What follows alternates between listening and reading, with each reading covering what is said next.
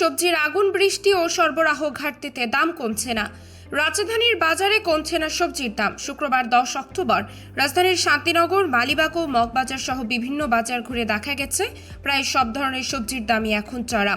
আজকের বাজারে প্রতি কেজি পটল বিক্রি হচ্ছে 70 টাকা, বেগুন গোল 160 টাকা, বেগুন লম্বা 100 টাকা, শসা ও ঢেঁড়স 80 টাকা, করলা 100 টাকা, মূলা ও ধুন্দল 80 টাকা, ঝিঙা 70 টাকা, চিচিঙ্গা 80 টাকা, টমেটো 130 টাকা, বরবটি 100 টাকা এবং কাঁচা মরিচ প্রতি কেজি 200 টাকায় বিক্রি হচ্ছে।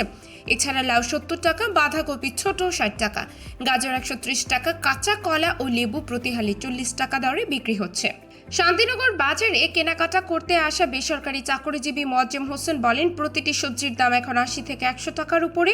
আগের মতো 1 কেজি নয়, এখন আধা কেজি কিনতে হচ্ছে।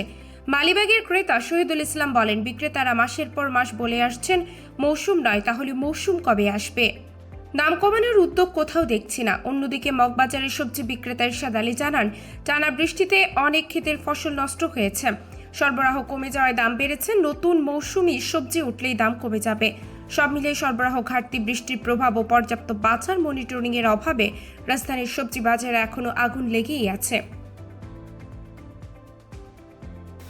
বেগুন বেচতে আছে 100 টাকা কেজি, তারপরে হলো শসার কেজি 50 টাকা, টমাটোর কেজি 100 টাকা, মরিচের কেজি 140 টাকা, পেঁপের কেজি 30 টাকা। হ্যাঁ ভাই, আসলে ব্যবসা বাণিজ্য বৃষ্টির কারণে খুব মন্দা যাচ্ছে।